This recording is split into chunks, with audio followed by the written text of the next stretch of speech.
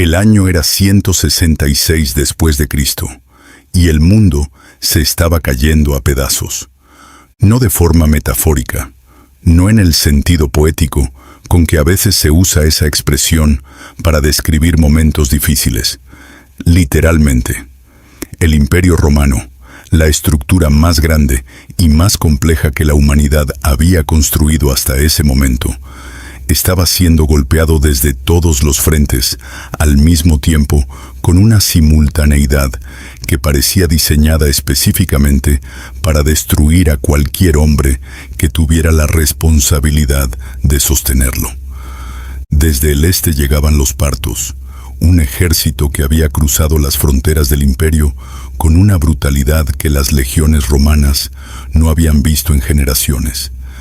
Desde el norte, los germanos presionaban el Danubio con una persistencia que no cedía. Y desde adentro, desde el interior mismo del territorio que se suponía que debía ser protegido, llegaba algo peor que cualquier ejército enemigo. Llegaba la plaga antonina, que los historiadores calcularían siglos después que mató entre 5 y 10 millones de personas, que vaciaba ciudades enteras, que seguía a las legiones en su regreso de Oriente como una sombra que no podía ser combatida con ninguna espada. Y en el centro de todo eso, en el centro exacto de esa tormenta que no tenía precedente en la historia romana reciente, había un hombre que esa noche, como todas las noches, se sentó solo, tomó su pluma y escribió. Lo que escribió esa noche y lo que ese hombre hacía cada noche, sin importar lo que hubiera ocurrido durante el día, es precisamente lo que vamos a explorar hoy. Y cuando lo entiendas completamente, cuando veas el sistema que había detrás de esas palabras escritas en la oscuridad, ya no vas a poder ver tu propia vida de la misma manera. Ese hombre era Marco Aurelio, el 17º emperador de Roma, el último de los llamados 5 buenos emperadores. Un hombre que, según todos los registros históricos disponibles, nunca quiso ser emperador, que fue adoptado y designado heredero sin haberlo pedido, que asumió el poder con la conciencia clara de que el poder era una carga y no un premio. Un hombre que gobernó durante casi 20 años bajo condiciones que habrían quebrado a cualquier persona que no tuviera algo extraordinariamente sólido en su interior. Y sin embargo no se quebró. No se quebró cuando la plaga mató a varios de sus hijos. No se quebró cuando sus generales le fallaron. No se quebró cuando Avidio Casio, uno de sus comandantes más importantes, se rebeló y se proclamó emperador, creyendo erróneamente que Marco Aurelio había muerto. No se quebró bajo el peso de las guerras interminables, de las traiciones políticas, de las pérdidas personales que se acumulaban con una crueldad que no hacía distinción entre el hombre más poderoso del mundo y el más humilde. Y la pregunta que debería detenerte en este momento, la pregunta que merece ser hecha antes de que continuemos, no es cómo sobrevivió Marco Aurelio a todo eso. Esa pregunta tiene una respuesta demasiado simple y demasiado superficial. La pregunta que merece ser hecha es esta. ¿Qué tenía ese hombre en su interior que le permitía no solo sobrevivir, sino actuar con claridad, con justicia y con una serenidad que sus contemporáneos encontraban desconcertante, en medio de condiciones que objetivamente eran las peores que cualquier gobernante de su época había enfrentado? Porque la respuesta a esa pregunta no es genética, no es suerte, no es una capacidad especial reservada para emperadores o para personas extraordinarias que nacen con algo que los demás no tienen. La respuesta es un sistema, un método, un conjunto de prácticas mentales tan concretas, tan practicables y tan verificadas por la experiencia real de uno de los periodos más difíciles de la historia romana, que 2000 años después siguen siendo aplicables con la misma eficacia a los problemas de una persona que vive en el siglo XXI, con trabajo, con deudas, con relaciones complicadas y con esa sensación persistente de que las cosas están fuera de control. Y hay algo en ese método que la mayoría de los videos sobre Marco Aurelio nunca explica completamente. Algo que está en sus propias palabras, pero que requiere ser leído de una forma específica para ver el sistema que hay detrás. Y eso es exactamente lo que vamos a hacer hoy. Pero antes de llegar ahí, antes de desmontar el método pieza por pieza, necesito que te detengas un momento. Necesito que salgas por un instante del contexto histórico, de los ejércitos y las plagas y el Imperio Romano, y que pienses en algo completamente tuyo. Piensa en el momento más reciente en que sentiste que las cosas estaban fuera de control. No el momento más dramático de tu vida, no la crisis más grande que hayas enfrentado, sino el más reciente. El de esta semana, o de este mes, o de este trimestre. Ese momento en que la combinación específica de presiones que tienes ahora mismo, el trabajo que no avanza como debería, la situación económica que no mejora al ritmo que necesita, la relación que está en un punto de tensión, la salud que requiere atención, que no tienes tiempo de darle, la sensación general de que hay demasiado ocurriendo al mismo tiempo y muy poco control sobre cualquiera de esas cosas. Ese momento en que algo dentro de ti dijo, en voz muy baja pero con una claridad que no podías ignorar, que esto no puede seguir así. ¿Lo tienes? Bien. Ahora piensa en cómo respondiste a ese momento. No cómo hubieras querido responder. ¿Cómo respondiste de verdad? ¿Qué hizo tu mente en las horas siguientes? ¿Hacia dónde fue tu atención? ¿Qué te dijiste a ti mismo? ¿Qué hiciste o dejaste de hacer? ¿Qué tan rápido el peso de esa situación comenzó a colorear todo lo demás? A hacer que las conversaciones fueran más difíciles, que el sueño fuera menos reparador, que la energía para las cosas que importan fuera menos disponible. Esa respuesta, esa forma específica en que tu mente y tu cuerpo reaccionaron a la presión, es el punto de partida. No para juzgarla, no para compararla con ningún estándar de cómo deberías haber reaccionado, sino para reconocerla como lo que es. El punto desde donde el método de Marco Aurelio tiene algo concreto y transformador que ofrecer. Y lo que ese método ofrece no es lo que la mayoría de las personas espera cuando escucha hablar de estoicismo. No es frialdad, no es supresión emocional, no es la imagen del hombre duro que no siente nada. Es algo completamente diferente y completamente más poderoso que todo eso, y vas a entender por qué en los próximos minutos. Existe un malentendido sobre Marco Aurelio que es tan común que casi se ha convertido en parte de su leyenda. El malentendido de que era un hombre naturalmente sereno, que su calma era una cualidad de su temperamento, algo con lo que nació, una ventaja genética o de carácter que le permitía enfrentar las crisis con una ecuanimidad que los demás no podían tener simplemente porque no estaban construidos de la misma manera.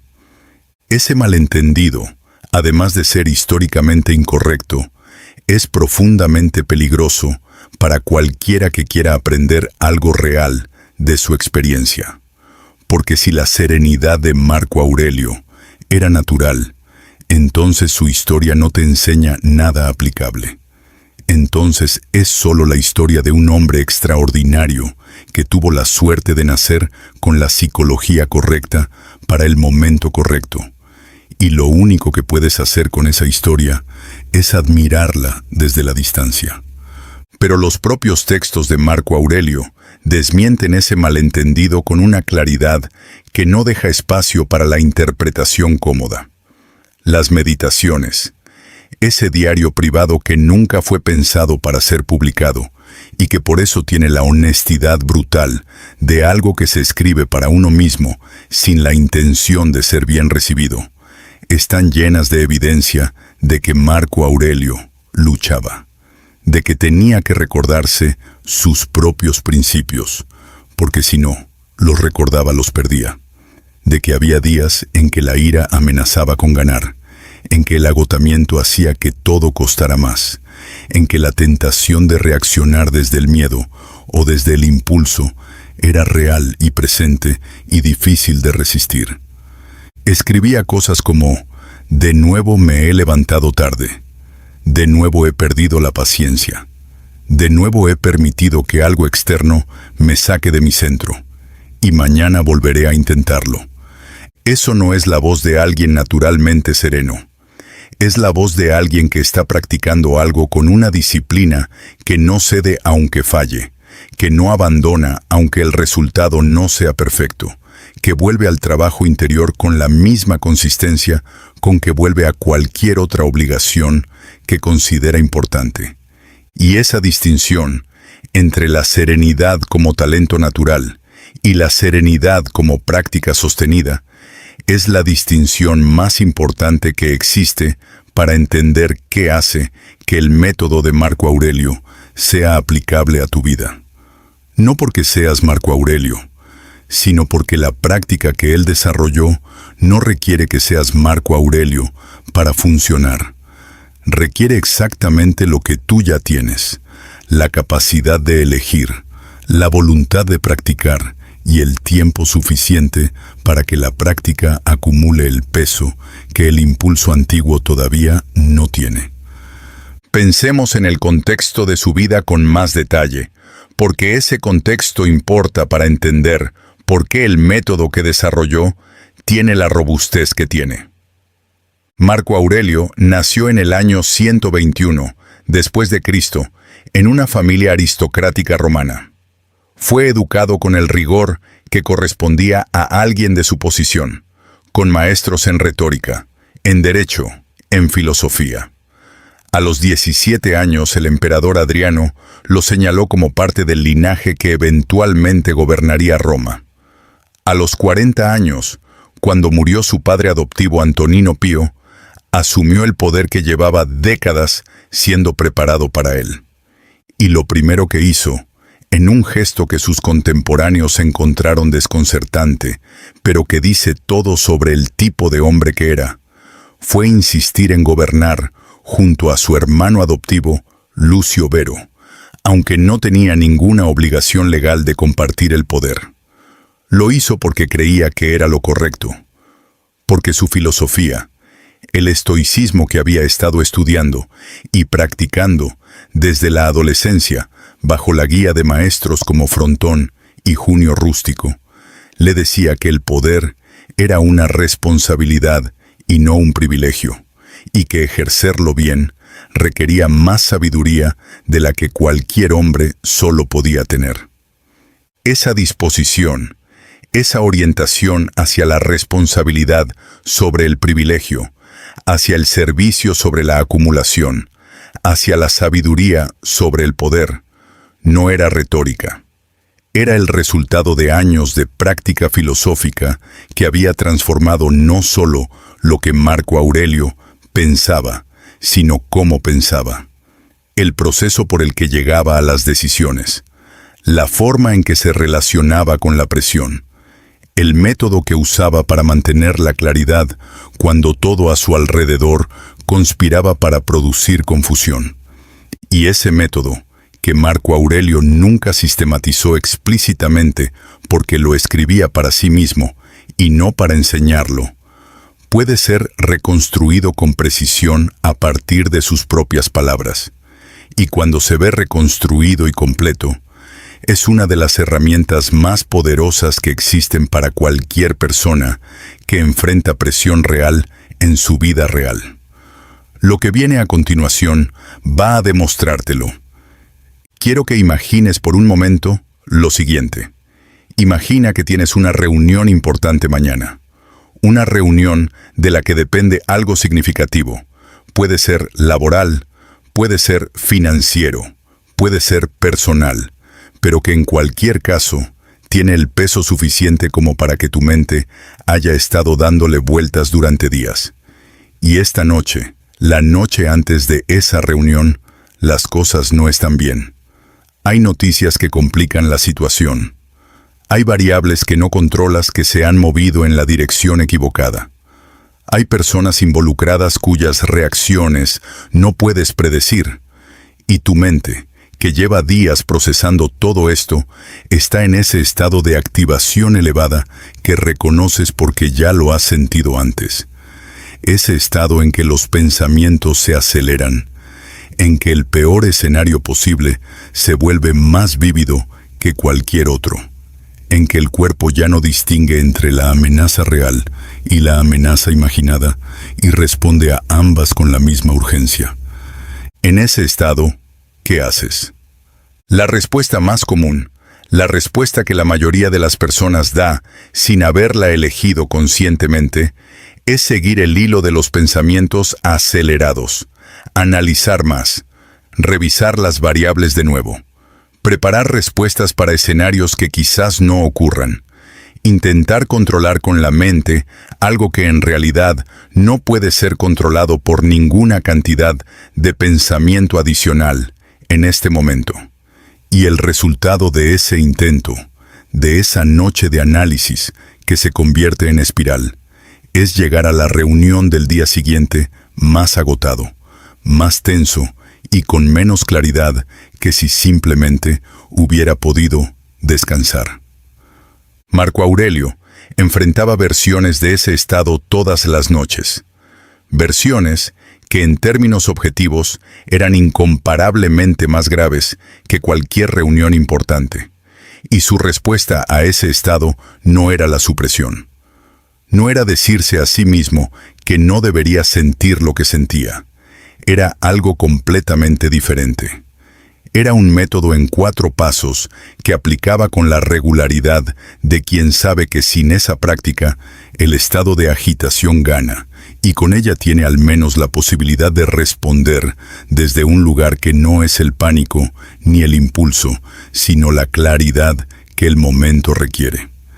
Ese método es lo que vamos a desmontar juntos hoy, paso por paso, con toda la profundidad que cada parte merece, con los ejemplos de su vida real y con los ejemplos de la tuya, con la honestidad de quien sabe que esto no es fácil, y con la convicción de quien sabe que funciona, porque ha sido probado en condiciones que ninguna prueba moderna podría replicar. Pero antes de llegar al primer paso, necesito decirte algo que cambia la forma en que vas a escuchar todo lo que viene a continuación. Marco Aurelio no escribió las meditaciones para la posteridad, no las escribió para ti, no las escribió para que 2000 años después fueran citadas en videos de YouTube, o en libros de desarrollo personal, o en conferencias sobre liderazgo. Las escribió para él mismo, para recordarse en los momentos de mayor presión las cosas que sabía, pero que el peso del día amenazaba con hacerle olvidar. Para mantener activo, con la práctica diaria de la escritura, el sistema de pensamiento que era su única protección real contra el caos que lo rodeaba. Y ese origen absolutamente privado y absolutamente práctico de sus palabras, es lo que las hace tan valiosas. No son la filosofía de alguien que pensaba en condiciones ideales. Son las notas de campo de alguien que estaba en medio de la batalla, que lidiaba con la presión real de gobernar un mundo que se desmoronaba y que necesitaba que su propio sistema de pensamiento estuviera disponible y operativo en el momento exacto en que más lo necesitaba. Si ese hombre gobernó un imperio bajo guerra constante, bajo plaga, bajo traición, bajo la pérdida de personas que amaba, y encontró la forma de mantenerse entero y de actuar con claridad desde ese lugar de integridad, la pregunta que queda es solo una. ¿Qué excusa te queda a ti? No lo digo con crueldad, lo digo con la misma honestidad directa con que Marco Aurelio Se lo decía a sí mismo en las páginas de sus meditaciones cuando notaba que estaba cediendo a la queja, a la postergación, a la comodidad que se disfrazaba de prudencia. Lo digo como la pregunta más generosa que alguien puede hacerte cuando reconoce que tienes más capacidad de la que estás usando y más recursos de los que crees tener disponibles. El método está aquí. Ha estado aquí durante 2000 años, escrito en griego por un hombre que lo necesitaba para sobrevivir y que te lo dejó, aunque sin saberlo, para que tú puedas usarlo para algo que quizás no es sobrevivir, sino algo más difícil todavía. Vivir de verdad, con dirección, con disciplina y con la claridad que convierte los días ordinarios en la construcción de algo que vale la pena. Empecemos. Hay un experimento mental que Marco Aurelio practicaba cada mañana antes de que el día comenzara. Antes de las audiencias, antes de los informes militares, antes de que los mensajeros llegaran con las noticias que invariablemente complicaban lo que ya era complicado, antes de todo eso, se sentaba y hacía algo que en apariencia era extraordinariamente simple, pero que en la práctica requería una disciplina que la mayoría de las personas nunca desarrolla porque nunca nadie les dijo que era posible desarrollarla. Se observaba a sí mismo pensar. No pensaba simplemente. Se observaba pensando. Creaba entre él y sus propios pensamientos una distancia que no existía de forma natural, que tenía que ser construida deliberadamente cada vez, que requería un esfuerzo específico y repetido, pero que una vez construida, cambiaba completamente la relación entre la persona y el contenido de su propia mente. Esa distancia, ese espacio entre el pensador y el pensamiento, es el primer paso del método de Marco Aurelio. Y tiene un nombre en la filosofía estoica que en griego suena técnico, pero que en la práctica describe algo que cualquier persona puede aprender a hacer. Prosoche. Atención a uno mismo. Vigilancia del propio interior. La práctica de no dejar que ningún pensamiento entre en la mente y establezca su influencia sin haber pasado primero por el examen de quien tiene que vivir con las consecuencias de creerlo. Y la razón por la que este primer paso es el más importante de todo el método y también el más incomprendido, es algo que necesita ser explicado con mucho cuidado porque hay una forma de malentenderlo que lo hace completamente inútil. Y hay una forma de entenderlo que lo convierte en la herramienta más poderosa que una mente humana puede tener. Empecemos desde el principio, desde la pregunta más básica que existe sobre este tema. ¿Qué es un pensamiento? No en el sentido neurológico, no en el sentido de qué procesos cerebrales lo producen ni en qué regiones del cerebro se origina, sino en el sentido práctico y cotidiano de qué es un pensamiento en la experiencia de quien lo tiene. ¿Qué es esa cosa que llega, que ocupa el espacio de la mente, que en función de su contenido produce emociones, impulsos y acciones, que a veces parece elegida y a veces parece simplemente aparecer sin que nadie la haya invitado? La respuesta que la mayoría de las personas daría si se le preguntara en este momento es simple. Un pensamiento es lo que pienso, es mío, es yo, es la expresión directa de lo que soy, de lo que creo, de lo que siento sobre la realidad que me rodea. Y esa respuesta, aunque comprensible, es exactamente el error que Marco Aurelio pasó décadas corrigiendo en su propia mente, y que los estoicos en general consideraban la fuente de casi todo el sufrimiento evitable que los seres humanos se producen a sí mismos. Porque un pensamiento no es lo mismo que la realidad que describe.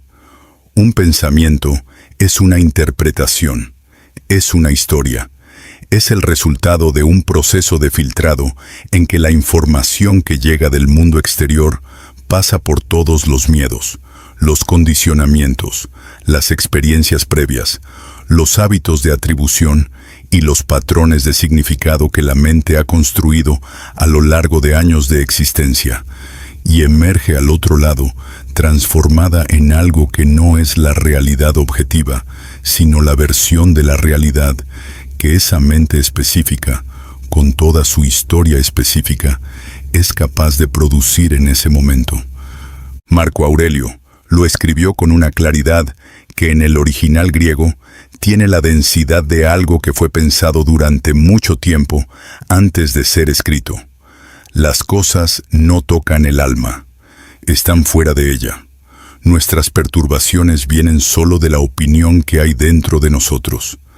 Esa frase, que puede leerse en 30 segundos, contiene una propuesta que lleva años desplegar del todo en la práctica. La propuesta de que lo que te perturba no es la situación externa, sino el juicio que haces sobre la situación externa. No el evento, sino la interpretación del evento. No lo que ocurre, sino la historia que tu mente construye alrededor de lo que ocurre.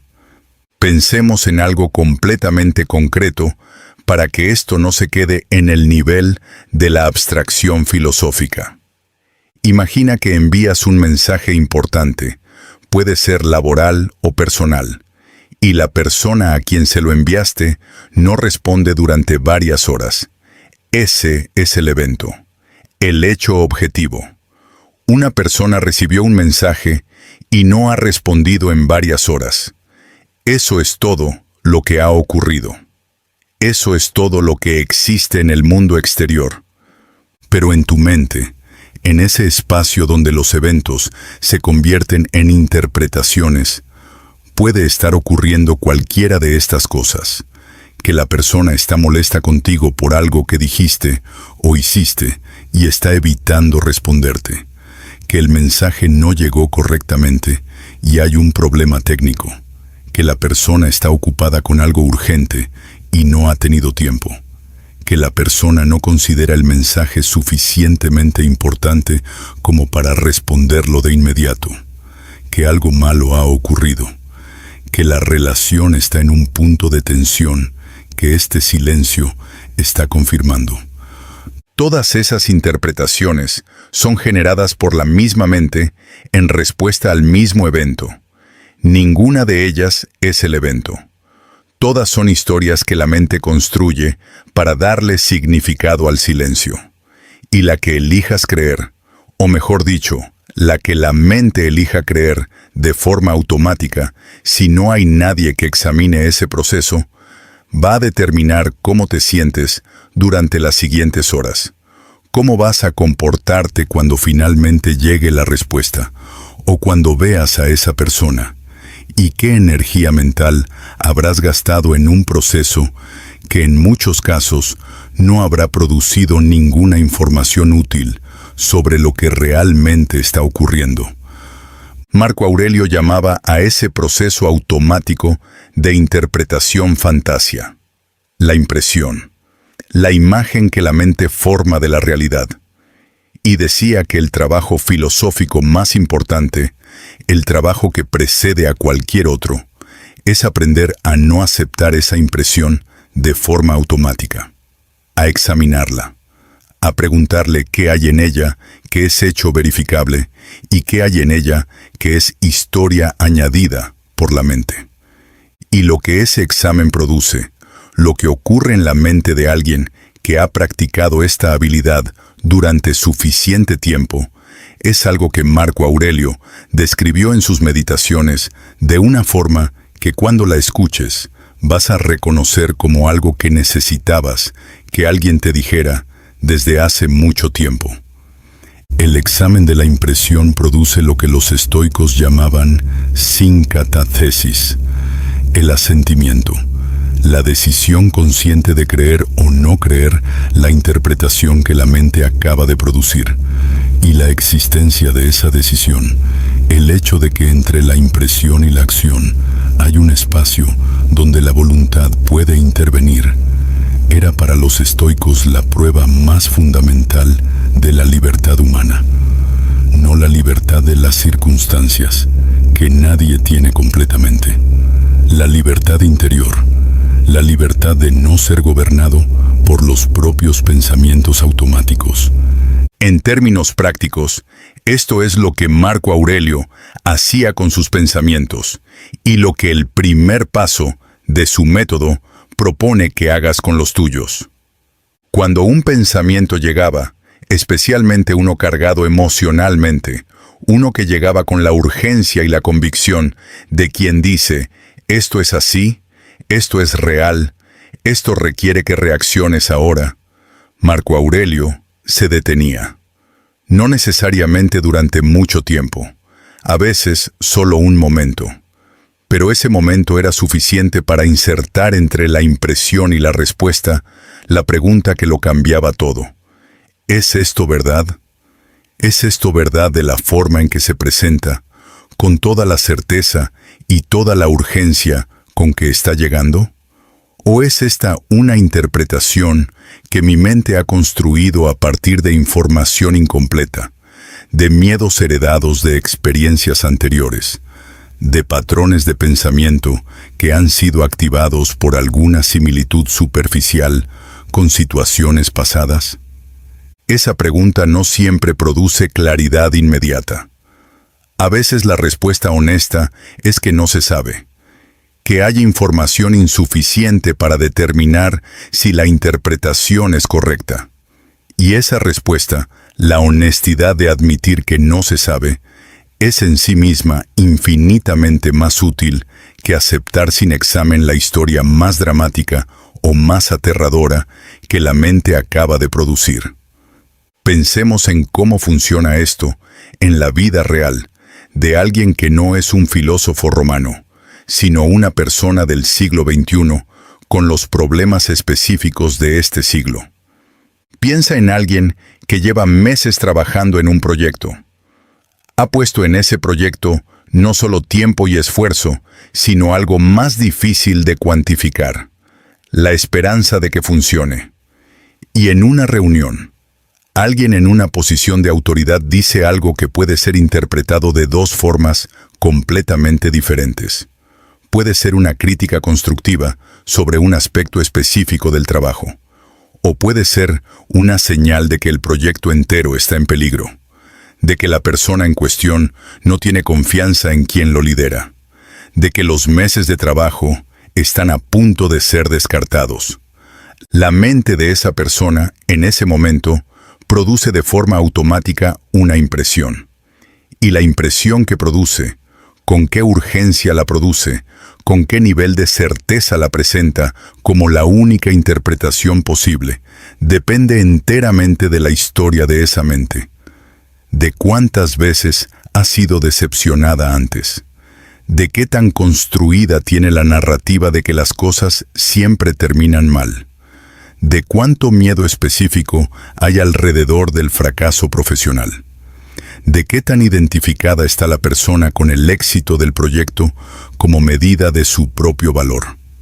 Si esa impresión es aceptada sin examen, si la mente dice, esto es lo que está ocurriendo, y la persona lo cree sin pausar a preguntarse si realmente es así, entonces lo que sigue es predecible.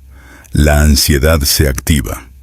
La energía que podría estar siendo usada para responder con claridad a lo que sea que esté ocurriendo, realmente empieza a ser consumida por la gestión de una emoción que fue producida por una interpretación que quizás no tiene ninguna relación con la realidad.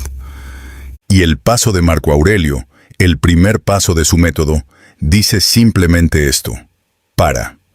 Antes de creer el pensamiento, examínalo. Separa lo que es hecho de lo que es historia. Pregúntate qué sabes con certeza y qué está siendo añadido por la mente sin evidencia suficiente que lo respalde. Y actúa, si hay que actuar, desde lo que sabes, no desde lo que la mente teme. Eso es extraordinariamente difícil de hacer en los momentos de mayor presión, cuando la impresión llega con más urgencia y con más carga emocional. Y eso es exactamente por qué Marco Aurelio lo practicaba en los momentos de menor presión. En las mañanas tranquilas, antes de que el día comenzara, en las noches después de que el día terminaba, de forma que cuando los momentos de mayor presión llegaran, la habilidad de examinar en lugar de aceptar automáticamente estuviera disponible.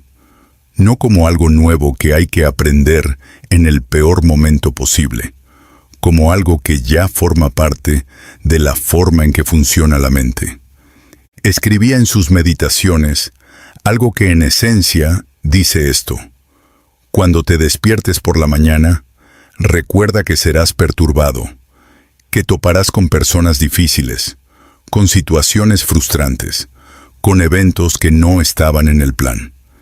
Y recuerda también que ninguna de esas perturbaciones tiene el poder de dañarte realmente, a menos que tú lo permitas. Que lo que te perturbe será tu juicio sobre esas cosas, no las cosas en sí mismas. Y ese juicio, solo ese, está en tus manos. Pero hay algo más en este primer paso que va más allá de gestionar las reacciones emocionales. Algo que Marco Aurelio descubrió sobre la naturaleza de los pensamientos negativos repetitivos, que cambia completamente la forma en que uno se relaciona con ellos, y que es quizás la parte más liberadora de todo lo que vamos a explorar hoy. Existe un tipo de pensamiento que todos conocemos, no el pensamiento que llega una vez y se va, sino el pensamiento que regresa, que vuelve con la puntualidad irritante de algo que sabe que tiene acceso, que aparece en los momentos de quietud, en los momentos de transición, en los momentos en que la mente no está completamente ocupada con otra cosa. El pensamiento sobre algo que salió mal hace tiempo y que no ha podido ser soltado del todo. La preocupación sobre algo que podría salir mal en el futuro y que no puede ser resuelto ahora. La conversación que debería haberse tenido de forma diferente. La decisión que quizás fue equivocada. El miedo que no tiene forma específica, pero que tiene una presencia constante de fondo. Ese tipo de pensamiento, ese pensamiento recurrente que se instala con una comodidad que sugiere que planea quedarse, tiene un efecto que va más allá del malestar que produce en el momento en que aparece. Tiene el efecto de consumir, de forma acumulativa, una cantidad de energía mental que debería estar disponible para otras cosas, para el trabajo que importa, para las relaciones que merecen presencia real, para la toma de decisiones que requiere claridad y no una mente parcialmente ocupada en gestionar el peso de los pensamientos que no se van. Marco Aurelio, que tenía razones objetivamente más poderosas que la mayoría de las personas para tener pensamientos recurrentes negativos, desarrolló una práctica específica para lidiar con ellos, que no consistía en suprimirlos, ni en ignorarlos, ni en intentar convencerse de que no existían. Consistía en examinarlos hasta que perdieran su poder. El proceso era este. Cuando un pensamiento recurrente aparecía, en lugar de resistirlo o de seguirlo, lo miraba directamente. Le preguntaba qué contenía exactamente. Separaba el hecho objetivo del significado que la mente había añadido. Identificaba qué parte de lo que ese pensamiento señalaba dependía de él y qué parte no dependía de él. Y luego, con la precisión de alguien que ha hecho esa separación muchas veces, dirigía su energía exclusivamente hacia la primera parte y soltaba, con la ecuanimidad que solo produce la comprensión real, y no el esfuerzo de voluntad, la segunda parte. No porque la segunda parte no importara, sino porque invertir energía en lo que no depende de ti, no cambia lo que no depende de ti. Solo te agota, solo te deja con menos capacidad para trabajar en lo que sí depende de ti. Y esa lógica, esa economía brutal de la atención que los estoicos practicaban, con una disciplina que no tiene equivalente moderno, es la que producía en Marco Aurelio esa capacidad aparentemente sobrehumana de mantenerse operativo bajo condiciones que habrían paralizado a la mayoría. Pensemos en algo que probablemente reconoces en tu propia experiencia. Piensa en la última noche en que no pudiste dormir bien porque tu mente estaba ocupada en algo. Y piensa en la naturaleza de lo que la ocupaba. Con toda probabilidad, era una de dos cosas: algo del pasado que no podía ser cambiado ya, o algo del futuro que no podía ser resuelto todavía. En ambos casos, toda la energía mental invertida en ese proceso nocturno no cambió ni un milímetro la situación en ninguna de esas dos direcciones. No hizo que el pasado fuera diferente, ni que el futuro fuera más seguro. Solo hizo que la noche fuera más larga y el día siguiente más pesado. El examen estoico del pensamiento no elimina esos pensamientos nocturnos, pero les quita su poder de forma gradual y real. Los expone por lo que son, historias que la mente está contando sobre eventos que están fuera del alcance de su influencia en este momento. Y en ese reconocimiento, en ese acto de ver el pensamiento como una historia, en lugar de verlo como la realidad, hay una apertura. Hay un espacio donde antes no había ninguno. Hay la posibilidad, aunque sea pequeña al principio, de elegir en qué dirección va la atención en lugar de seguir el hilo automático hasta donde quiera llevar. Marco Aurelio escribió algo sobre este proceso que condensa todo lo que hemos explorado en este primer paso con una precisión que 2000 años no han conseguido mejorar. Escribió: tienes poder sobre tu mente, no sobre los eventos externos. Comprende esto y encontrarás la fuerza. No el poder sobre todo, no el control de lo que no puede ser controlado. El poder sobre la mente, sobre la forma en que interpreta lo que le llega, sobre los pensamientos que acepta como verdaderos sin examen, y los que examina antes de creerlos, sobre la historia que construye alrededor de los eventos, y la historia que elige no construir porque no tiene evidencia suficiente para justificarla. Ese poder, ese único poder que nadie puede quitarte porque vive completamente dentro de ti, es el punto de partida de todo lo demás. Es la base sobre la que los otros 3 pasos del método se construyen. Sin él, los otros 3 son técnicas vacías.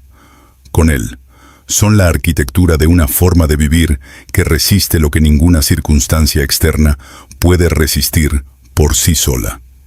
Y empieza esta noche, no mañana, no la próxima semana, cuando tengas más tiempo para reflexionar. Esta noche, antes de dormir, cuando el primer pensamiento pesado llegue, y llegará, en lugar de seguirlo o de suprimirlo, hazle una pregunta. Solo una. ¿Qué hay en esto que es hecho verificable? ¿Y qué hay en esto que es historia que mi mente está añadiendo? Esa pregunta sola, hecha con honestidad y con la paciencia de quien está aprendiendo algo nuevo, ya es el comienzo del método de Marco Aurelio. Ya es el primer movimiento de una práctica que, si se sostiene, produce exactamente la solidez interior que necesitas para enfrentar lo que venga. No porque las circunstancias vayan a mejorar necesariamente, sino porque tú habrás cambiado la forma en que te relacionas con ellas. Y eso, que es todo lo que el método promete, es también todo lo que hace falta.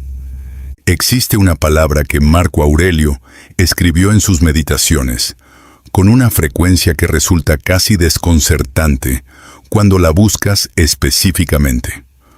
Una palabra que aparece en distintas formas, en distintos contextos, en distintos momentos de su vida, pero que siempre señala hacia la misma comprensión fundamental sobre la naturaleza de la realidad y sobre la relación que un ser humano puede tener con ella sin destruirse en el intento. La palabra es amor. pero no el amor en el sentido romántico ni en el sentido sentimental. El amor en el sentido más radical y más filosófico que esa palabra puede tener. Amor fati, amor al destino. No aceptación resignada del destino, no tolerancia estoica del destino. Amor, la disposición activa, elegida y practicada de no solo aceptar lo que llega, sino de encontrar en lo que llega, incluso en lo más difícil, incluso en lo más doloroso, incluso en lo que nunca hubieras elegido si hubieras tenido la opción, algo que puede ser usado, algo que contiene en sí mismo la materia con que se construye el carácter que ninguna circunstancia favorable podría haber producido. El segundo paso del método de Marco Aurelio es la aceptación de lo inevitable. Pero entender qué significa eso en la práctica real requiere desmantelar primero un malentendido que está tan extendido sobre este concepto que ha llegado a contaminar incluso la forma en que muchas personas que estudian el estoicismo lo aplican.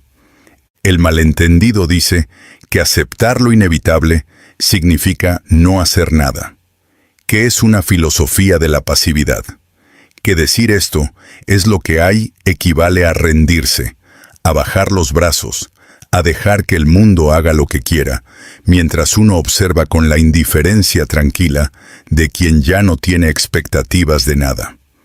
Marco Aurelio habría rechazado esa interpretación con una firmeza que raramente mostraba en público, pero que sus meditaciones evidencian con claridad, porque Marco Aurelio era todo menos pasivo. Gobernó un imperio durante 20 años bajo condiciones extremas, con una actividad y una diligencia que sus contemporáneos describían como incansable. Lideraba campañas militares en persona. Administraba disputas legales con un detalle que sorprendía a sus consejeros.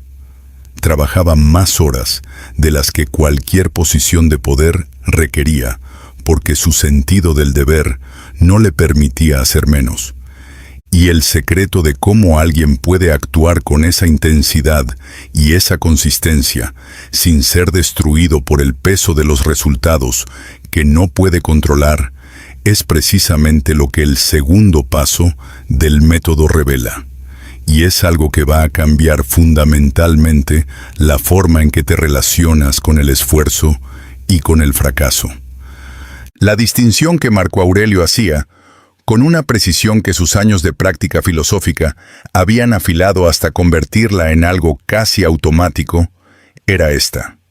Hay una diferencia absoluta entre lo que puedes controlar y lo que no puedes controlar. Y esa diferencia no es una cuestión de grado. No es que algunas cosas las controles completamente y otras las controles parcialmente. Es una división binaria y radical. O depende de ti o no depende de ti. No hay territorio intermedio. Lo que depende de ti es el esfuerzo, la intención, la dirección de la atención, la calidad de las decisiones que tomas con la información que tienes disponible, la forma en que tratas a las personas que encuentras en tu camino, el estándar que aplicas a tu propio trabajo, la consistencia con que practicas lo que consideras importante. Todo eso depende de ti, de forma completa y directa.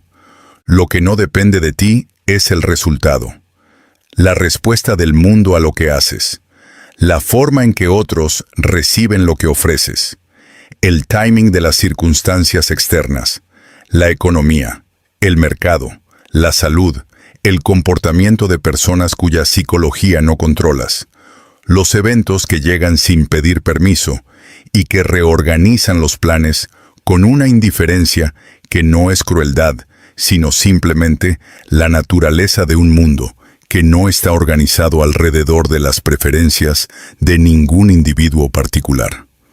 Y la aceptación de lo inevitable, en el vocabulario de Marco Aurelio, no es la aceptación resignada de que los resultados no importan.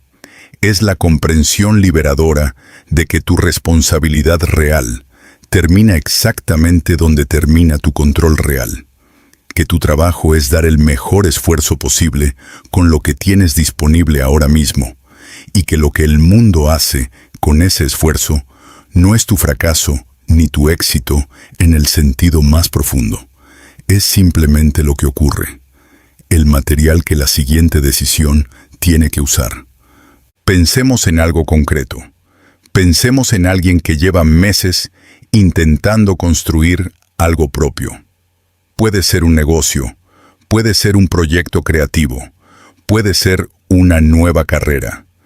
Y los resultados no están llegando al ritmo que esperaba.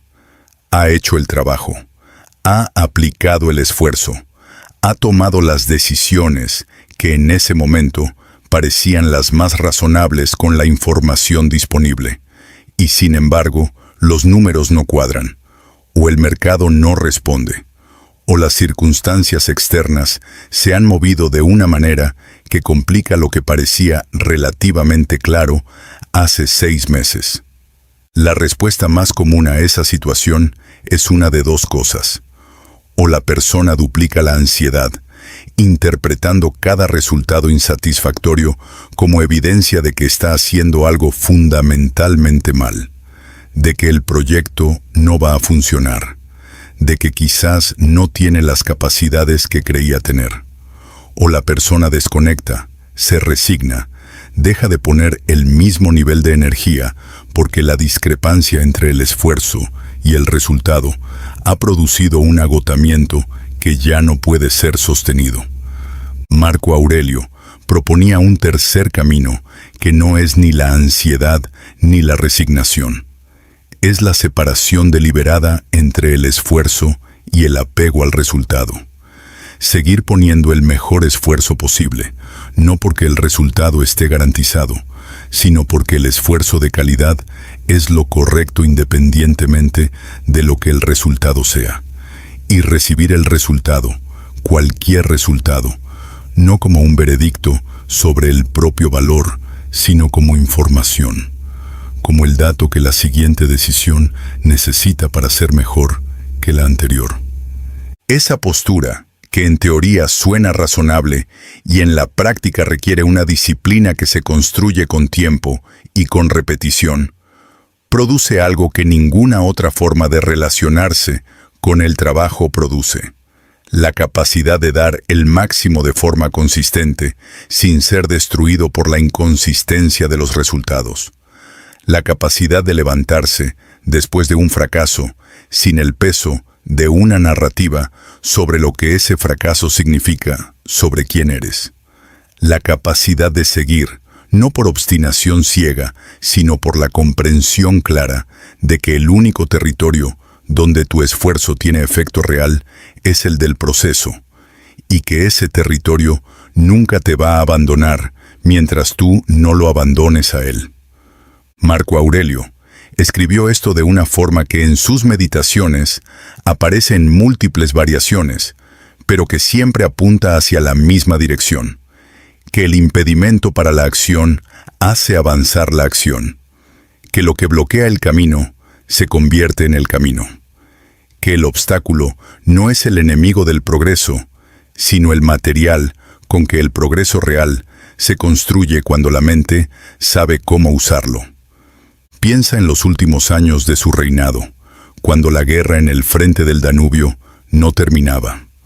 Año tras año, campaña tras campaña, Marco Aurelio volvía al norte para enfrentar a los germanos con ejércitos que cada vez eran más difíciles de reclutar porque la plaga había diezmado la población. Las condiciones eran objetivamente peores con cada año que pasaba. Los recursos eran más escasos. El tiempo que le quedaba, que él sabía que era limitado porque su salud no era buena, se acortaba. Y sin embargo no cedió. No porque creyera que iba a ganar de forma definitiva, que quizás sabía que no ocurriría en su vida, sino porque su trabajo era dar el mejor esfuerzo posible, mientras pudiera darlo. El resultado, lo que la historia haría con ese esfuerzo, no era parte de su responsabilidad. solo el esfuerzo lo era. Eso es la aceptación de lo inevitable aplicada en condiciones reales. No resignación, libertad. La libertad de actuar con toda la intensidad posible sin el peso paralizante de necesitar que el resultado sea específicamente el que querías. La libertad que produce la separación clara entre lo que depende de ti y lo que no, aplicada no como teoría, sino como práctica cotidiana en cada decisión, en cada momento de presión, en cada instante en que el resultado amenaza con dictar cómo te sientes sobre el esfuerzo que le precedió. Esta noche, cuando algo no haya salido como esperabas, antes de construir la narrativa sobre lo que eso significa, hazte la pregunta de Marco Aurelio. ¿Di el mejor esfuerzo posible con lo que tenía disponible en ese momento? Si la respuesta es sí, el resultado es simplemente el siguiente dato. Si la respuesta es no, ahí está el único territorio donde hay trabajo real que hacer. Todo lo demás es ruido. El tercer paso del método de Marco Aurelio es el que más incomoda. No porque sea el más difícil de entender, sino porque es el más difícil de no poder ignorar una vez que se ha entendido de verdad. Se llama acción sin excusas, y en el vocabulario de Marco Aurelio tenía un nombre que en latín suena rotundo, y en la práctica lo es todavía más: officium, el deber. La obligación no en el sentido de la carga impuesta desde fuera, sino en el sentido de la responsabilidad elegida desde dentro. Lo que corresponde hacer según los valores que has decidido que gobiernan tu vida, ejecutado sin la mediación de las circunstancias que podrían justificar no hacerlo. Porque las circunstancias siempre pueden justificar no hacerlo. Ese es el problema. La mente humana tiene una capacidad extraordinaria para encontrar razones válidas para no hacer lo que sabe que debe hacer. Razones que no siempre son excusas vacías. A veces son razones completamente reales, completamente verificables, completamente legítimas en términos de lo que está ocurriendo afuera.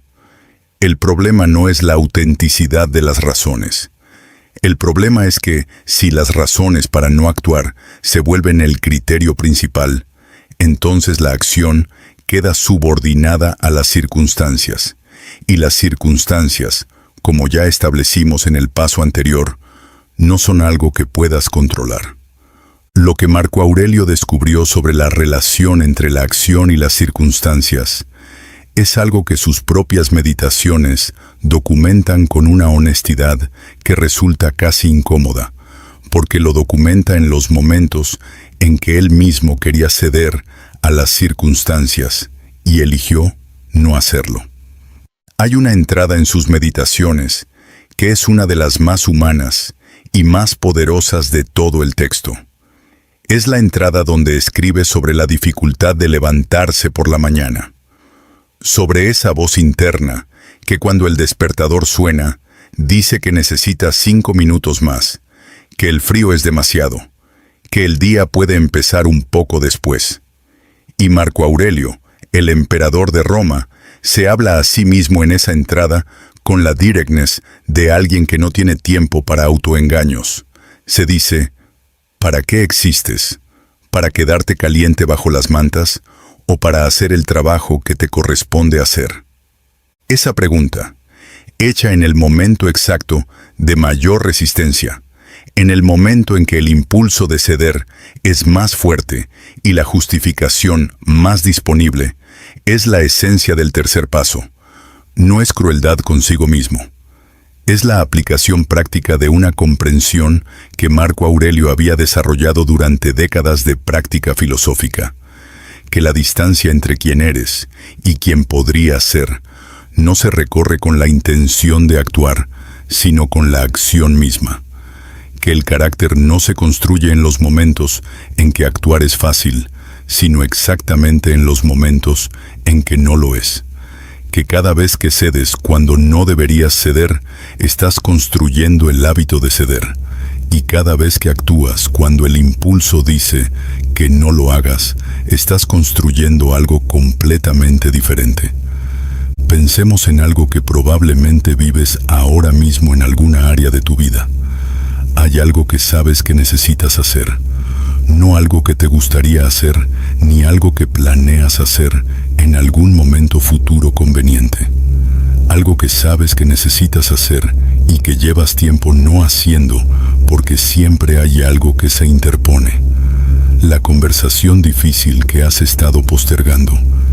El hábito de salud que llevas meses diciendo que vas a empezar. El proyecto que tiene el potencial de cambiar algo importante en tu vida, pero que permanece en estado de intención porque nunca hay el momento perfecto para comenzarlo. La decisión que ya sabes que tienes que tomar, pero que sigue siendo pospuesta, porque tomarla tiene un costo que es más inmediato y más concreto que el beneficio que producirá. Cada día que pasa sin que esa cosa sea hecha, la resistencia a hacerla crece. No de forma dramática, de forma casi imperceptible, pero crece. Porque cada día que la mente decide que las circunstancias no son las correctas para actuar, está reforzando el patrón de que las circunstancias son el criterio de la acción. Y una vez que ese patrón está lo suficientemente establecido, las circunstancias nunca van a ser lo suficientemente correctas. Siempre habrá algo que justifique esperar un poco más. Marco Aurelio lo sabía porque lo vivía. Tenía más razones que cualquier persona para esperar circunstancias mejores antes de actuar. Sus circunstancias eran objetivamente las peores posibles para casi cualquier cosa que quisiera hacer. Y sin embargo actuaba, no porque las circunstancias mejoraran, sino porque había comprendido que las circunstancias no son un requisito previo para la acción. Son el contexto dentro del cual la acción ocurre. Y el contexto, por difícil que sea, no determina si la acción es posible, solo determina las condiciones bajo las cuales tendrá que ocurrir. El tercer paso del método no dice que ignores las circunstancias, dice que no las uses como criterio para decidir si actúas. Dice que el criterio sea otro. ¿Es esto lo correcto? ¿Es esto coherente con los valores que he decidido que gobiernan mi vida? Si la respuesta es sí, entonces las circunstancias son irrelevantes para la decisión de actuar.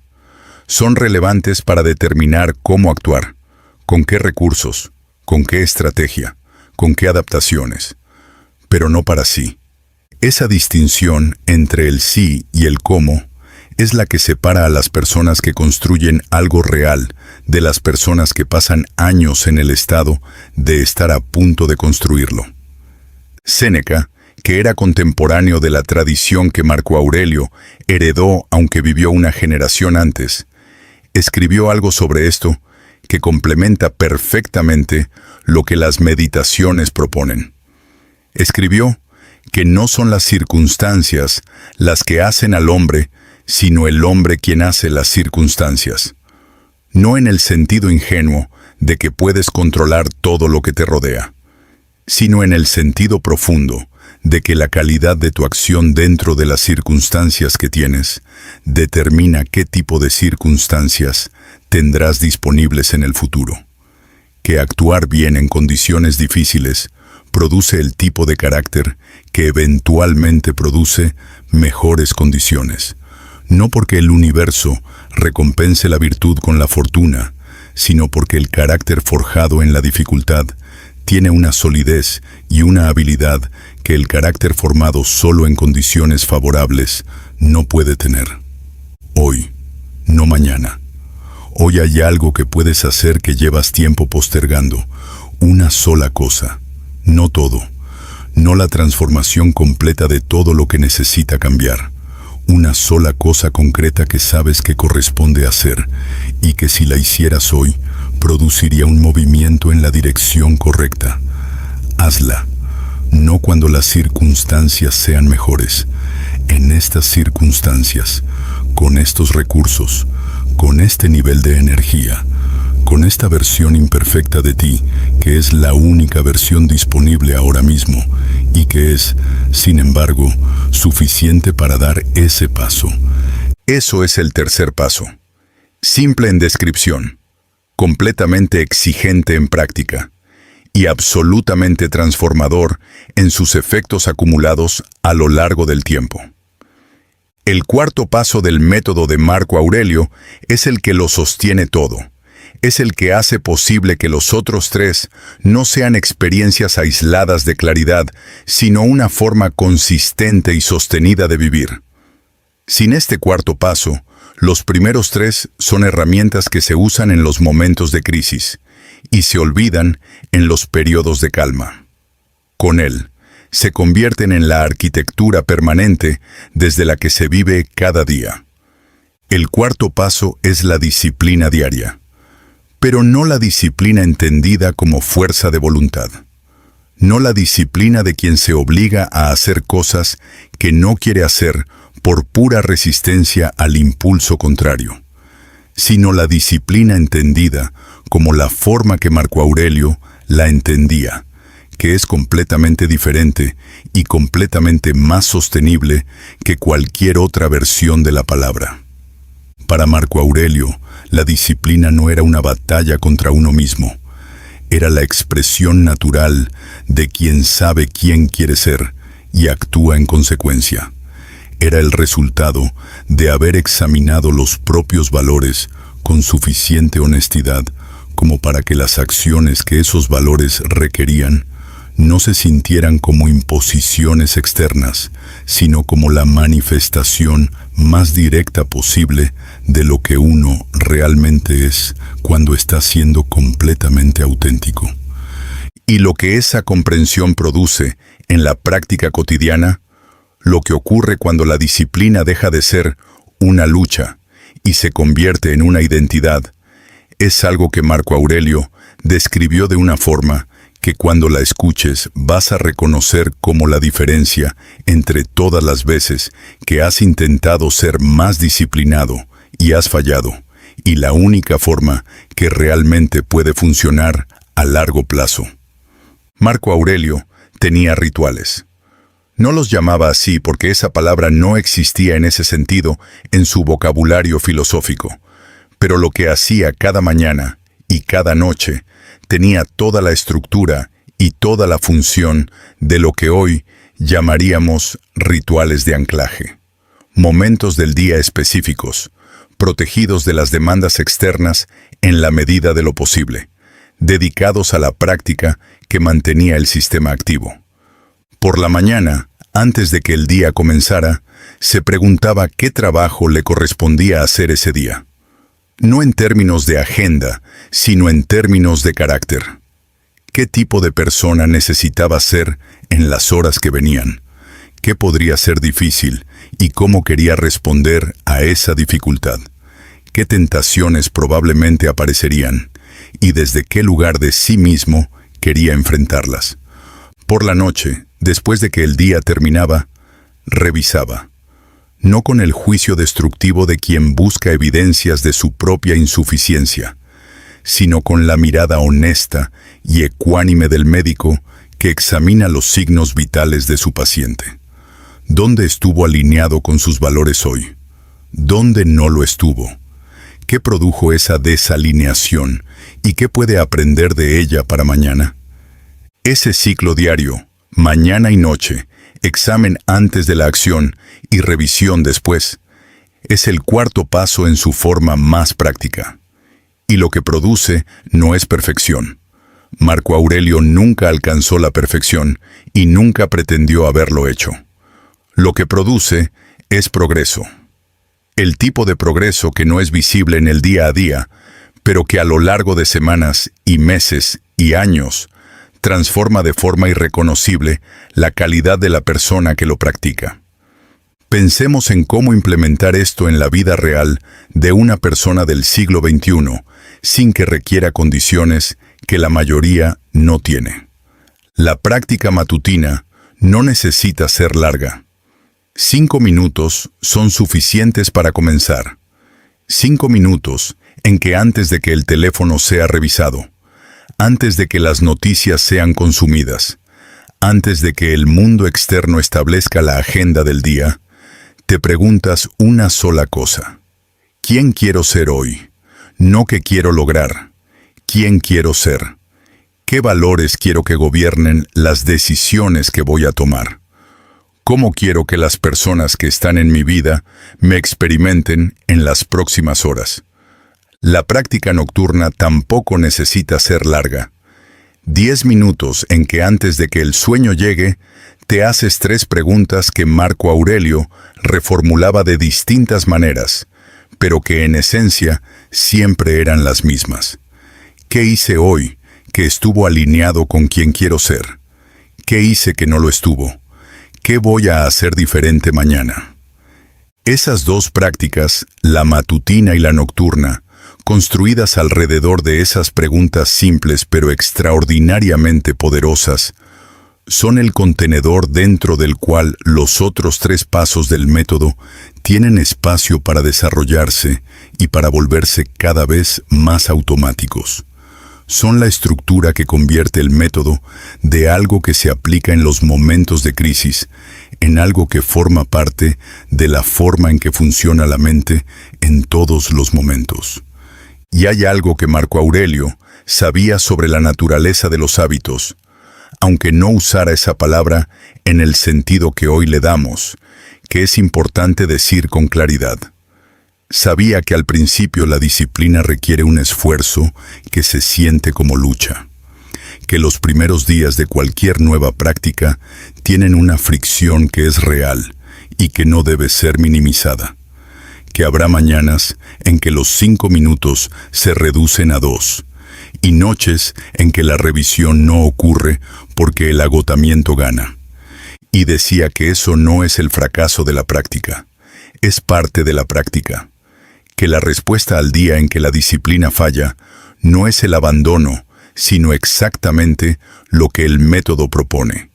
Examinar sin juicio destructivo qué ocurrió, aceptar que la imperfección es parte del proceso, actuar de nuevo al día siguiente sin cargar el peso de la falla anterior como evidencia de que el método no funciona para ti. Porque el método funciona. Ha sido probado durante 20 años de gobierno en las condiciones más difíciles que la historia romana conoció.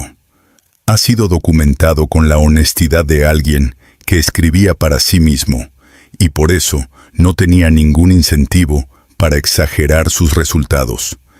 Y ha sobrevivido 2000 años, porque cuando una persona lo practica, aunque sea de forma imperfecta, aunque sea con todas las interrupciones y los retrocesos que la vida real produce, algo en ella cambia.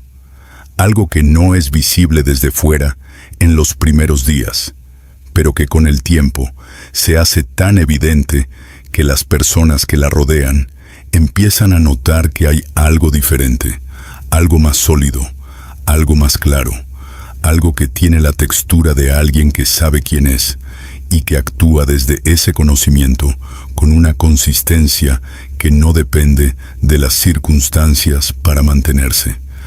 Eso es lo que construye el 4º paso, no la perfección. La consistencia imperfecta pero sostenida de quien vuelve cada día, con o sin ganas, con o sin condiciones ideales, al trabajo de ser quien ha decidido ser. Marco Aurelio volvía cada noche a sus meditaciones, con guerras en el frente, con plaga en las ciudades, con traiciones en el palacio, con el cuerpo que ya no respondía como en los años de juventud. Volvía, escribía, examinaba, ajustaba, y al día siguiente actuaba de nuevo desde el lugar más claro que ese examen podía producir. Si ese hombre encontraba la forma de mantener esa práctica en esas condiciones, la pregunta que queda no necesita ser elaborada. Ya la sabes. Y ya sabes también la respuesta. Y ahora llegamos al final. No al final de lo que hay por aprender sobre Marco Aurelio, porque eso no tiene fin, sino al final de lo que este video puede entregarte, al punto donde la filosofía termina y la vida comienza. Al momento en que las palabras tienen que convertirse en algo diferente a palabras o quedarse simplemente como el eco de una buena idea que se escuchó una noche y que el día siguiente disolvió el ruido de siempre. El año 180 después de Cristo. Marco Aurelio estaba en el frente del Danubio. La guerra que había durado casi toda su vida como emperador no había terminado. Su salud, que nunca había sido robusta, se había deteriorado de forma irreversible durante los años de campaña, y él lo sabía. Sabía que el tiempo que le quedaba se medía en semanas, no en años. Sabía que no vería el final de la guerra que había pasado tanto tiempo combatiendo. Sabía que dejaría el mundo sin haber resuelto todos los problemas que había heredado, sin haber completado todos los proyectos que había comenzado, sin haber llegado a todos los lugares donde su presencia habría hecho diferencia. Y sin embargo, sus contemporáneos registran que en esas últimas semanas Marco Aurelio siguió siendo Marco Aurelio. Siguió tomando decisiones con la claridad que había caracterizado su gobierno. Siguió tratando a las personas que lo rodeaban con la consideración que su filosofía requería. Siguió siendo, hasta donde el cuerpo lo permitía, quien había decidido ser. No porque las circunstancias fueran favorables, las circunstancias eran las peores posibles, sino porque el sistema que había construido durante décadas de práctica no dependía de las circunstancias para funcionar. Dependía de algo que ninguna circunstancia podía quitarle: la decisión diaria renovada de ser quien había elegido ser. Esa es la promesa real del método de Marco Aurelio.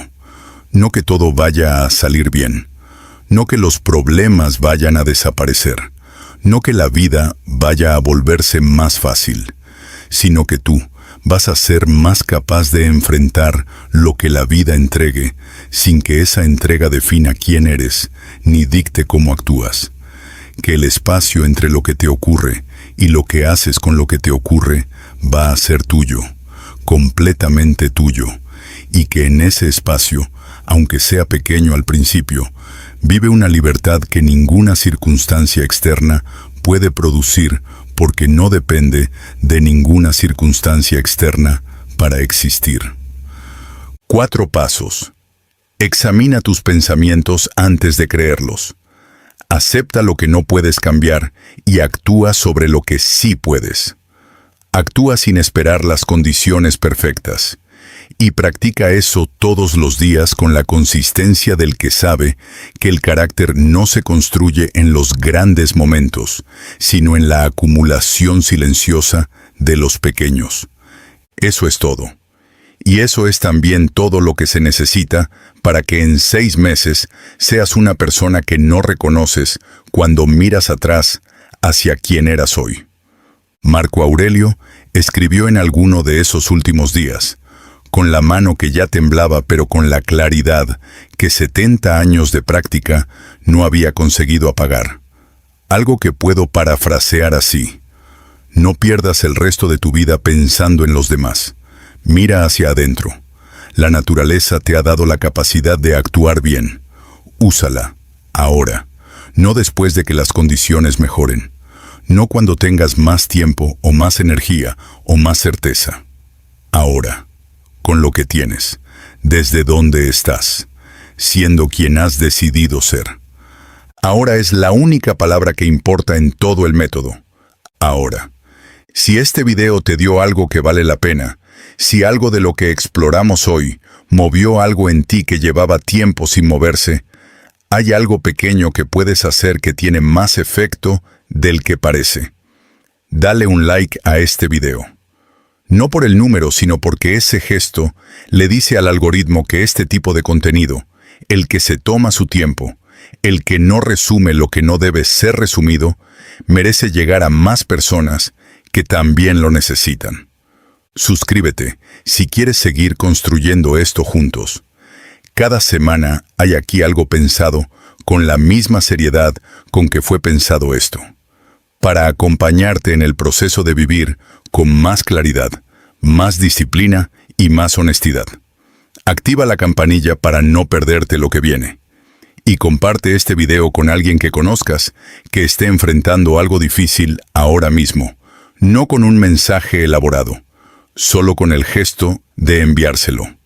Y escríbeme en los comentarios cuál de los 4 pasos es el que más necesitas trabajar. ¿Cuál es el que más reconociste como el lugar donde tu propio sistema falla? Esa honestidad, compartida en los comentarios, es también una forma de practicar el método. Es también, en el sentido más fundamental de la palabra, filosofía en acción. Marco Aurelio escribió su última entrada en las Meditaciones y al día siguiente siguió gobernando. Eso es todo lo que el método pide. Que mañana, después de haber escuchado esto, sigas con los 4 pasos, con la imperfección que es parte del proceso, con la consistencia que construye lo que la intensidad puntual no puede construir. Nos vemos en el siguiente.